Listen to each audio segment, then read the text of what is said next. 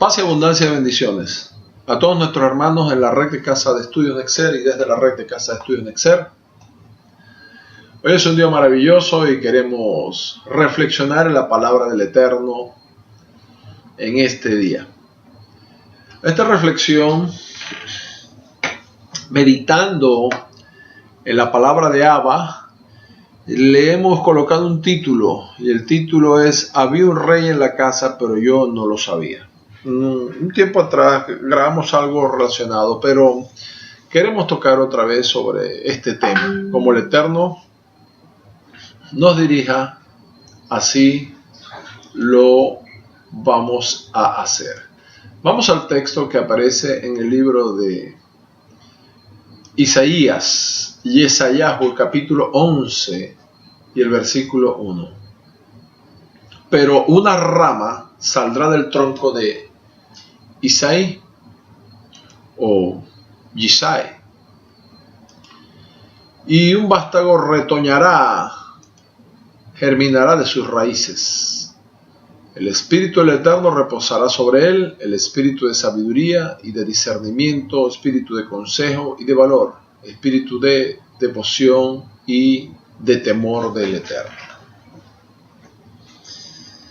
Este texto es ineludiblemente una de las más conocidas profecías acerca del Mesías. Pero antes de ir hacia allá queremos enfocarnos en este punto específicamente. El Mesías según la carne debía de venir. En el contexto profético, el Mesías tenía que cumplir ciertas características, tenía que cumplir con un contexto profético. Pero una de las claves es que debía ser descendiente de una persona muy específica. Y esta persona era un hijo de Isaí. Isaí era un hombre de la casa de Yehudá o de la casa de Judá. Esta persona, podemos recoger lo acontecido con esta persona en el libro de 1 Samuel, capítulo 16. En el versículo 1, dice la palabra del Eterno. El Eterno dijo a Shemuel: ¿hasta cuándo le lamentarás por Shaul si yo lo he rechazado como rey? Llena tu cuerno con aceite y ve que yo te enviaré a Yisai. Te enviaré a Yisai, el betlejemita, porque me he decidido por uno de sus hijos para que sea rey. Betlejemita, de Betlehem. La versión Reina Valera dice de Belén. Dice en la versión textual y otras versiones Betlehemita, en esta versión israelita dice Betlehemita porque es de Belén, en hebreo es Betlehem, la casa del pan. Muy bien, así Shemuel emprende su viaje a Betlehem, a casa de Yisai o Isaí, y en el versículo 5 y 6 recogemos lo que comienza a acontecer. Y él dijo: paz, he venido para ofrecer sacrificio al Eterno. Purificaos vosotros y venid conmigo al sacrificio. Después purificó a Yisai con sus hijos y los invitó al sacrificio. Versículo 6. Y sucedió que cuando ellos llegaron, vio a Eliab y se dijo: seguramente el ungido del Eterno está delante de él. Pero el Eterno le dijo a Shemuel, versículo 7, no prestes atención a su apariencia ni a su estatura, que lo he rechazado, porque no es como mira el hombre, que mira el Eterno. El hombre mira solamente lo que se ve, pero el Eterno mira al corazón. Esto es muy maravilloso. Ahora bien, vamos hasta luego de esto, vamos más adelante hasta el versículo 11. Dice, y preguntó Shemuel a Yisai, ¿han terminado de pasar los jóvenes? Y él respondió, queda el menor, y aquí está pastoreando el rebaño. Y dijo Shemuel a Yisai, envía por él, porque no nos reclinaremos hasta que él venga aquí. Entonces envió pues y lo hizo venir, y era rubio, de ojos vivaces y aspecto gallardo. Y dijo el Eterno, levántate y úngelo, porque este es. Shemuel entonces, tomando el cuerno de aceite, lo ungió en medio de sus hermanos, y el Espíritu del Eterno se apoderó de David desde aquel día en adelante, y Shemuel se levantó y se fue a Ramá. El Eterno escoge un rey de la descendencia de Yisai para que se convierta en un elemento clave en el contexto de la redención. El papel de David a nivel profético, el papel de David era proveer sus genes para que, de acuerdo a la carne, el Mesías, Yeshua, viniera a esta tierra, pudiera cumplir con sus funciones. Tenía que ser hijo de David, de la descendencia de David, según la carne. Ahora, es bien interesante porque la presión del entorno, las imágenes, los sonidos, las palabras, generan en nuestra mente conceptos.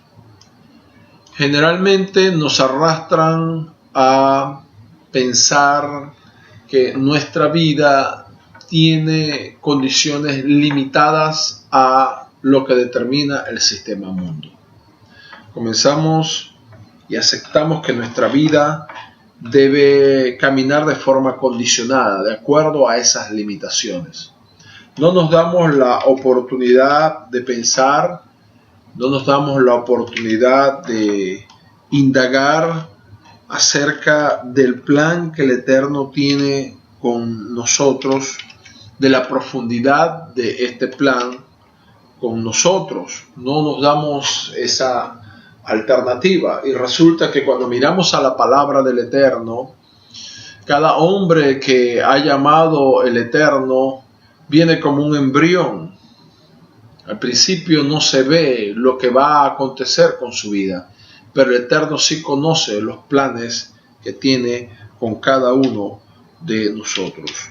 Miramos allí mismo en el Salmo 139 y en el versículo 15 dice la palabra del Eterno para afianzar lo que estamos hablando acá, precisamente un salmo de David. Dice el Espíritu del Eterno a través de este hombre que lo vivió en carne propia: no fueron encubiertos de ti mis huesos, aunque en lo oculto fui formado y entretejido en lo más profundo de la tierra.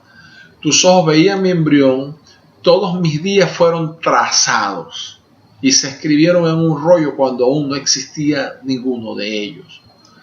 David, el Espíritu del Eterno impulsa a David a escribir esto, que hay un paralelo entre el código genético y el plan del Eterno que el Eterno tiene con nuestras vidas.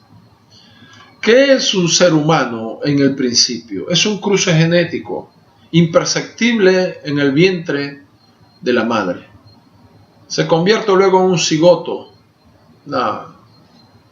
un organismo que es el producto de un cruce genético. No tiene ningún tipo de forma, es algo como un huevo redondo que tiene que verse con un microscopio. Luego va tomando una forma, va tomando cuerpo, y a la medida que pasan los 9 meses del embarazo, al principio no se ve, no se percibe lo que va a ocurrir, pero cuando va pasando el tiempo, la madre evidencia que hay un ser humano dentro de ella. Es dado a luz, es un niño indefenso que necesita la leche de la madre para poder fortalecer su sistema inmunológico y crecer, el cuidado de los padres, el mantenimiento, el sostén de los padres. Pero en ese niño, que al principio fue un feto, que al principio fue un cigoto, que al principio estaba potencialmente en sus padres, hay un gran plan del Eterno. Ahora, ¿cuál es el punto al cual queremos llegar? Más que mirarnos hoy a nosotros mismos, mirar la importancia que tiene nuestro prójimo, la gente que está a nuestro alrededor. Yisai tenía un rey en su casa y él no lo sabía. Evidentemente Yisai no lo sabía, porque hizo pasar a todos sus hijos, pero nos permite ver el texto que aparentemente no era tan importante que David pasara. ¿Por qué? Porque ciertamente la bendición reposa sobre el primogénito. Eliab fue el primero en desfilar, pero el Eterno no quería a Eliab, no quería a ninguno de los hijos de Yisai, sino que él en sus planes eternos tenía a David escogido. Ahora bien, dos cosas. Lo número uno, ¿cuál es el gran plan que el Eterno tiene para tu vida? Lo número dos, ¿cómo el Eterno quiere usarte para ayudar a otras personas a que cumplan ese gran plan que tiene en su vida? El mandamiento dice: amarás a tu prójimo como a ti mismo. ¿Qué es lo que esto quiere decir? Parece simple, pero no es tan simple. Esto resuelve, el comprender este mandamiento resuelve muchos de los problemas de autoestima o de estima que tienen los seres humanos. ¿Cómo debo calificar, cualificar, apreciar y valorar a otras personas? Debo calificarlas, cualificarlas y valorarlas de la misma manera que me califico y valoro a mí mismo. Surge otra pregunta: ¿cómo debo valorarme a mí mismo? ¿En relación a qué parámetros? Lo que dijeron mis padres, lo que dicen mis amigos, lo que dice la sociedad, lo que dice la cultura de la cual yo vengo. Bueno, si hacemos esto podemos cometer grandes errores. Nuestra personalidad se puede fracturar. Pero si nos valoramos en relación a lo que la palabra del Eterno dice acerca de nuestras vidas, nosotros vamos a tener un concepto correcto y justo acerca de nosotros mismos. Partiendo de allí, nosotros también vamos a valorar y a tener un concepto correcto y justo acerca de mi prójimo. El Eterno siempre nos coloca un David para cuidar, nos coloca un David para valorar. El solo hecho de que Yisai se le hubiese dado el privilegio de tener un David en su casa, si solo hubiese nacido para eso, ya cumplió el propósito para el cual había venido a este planeta Tierra.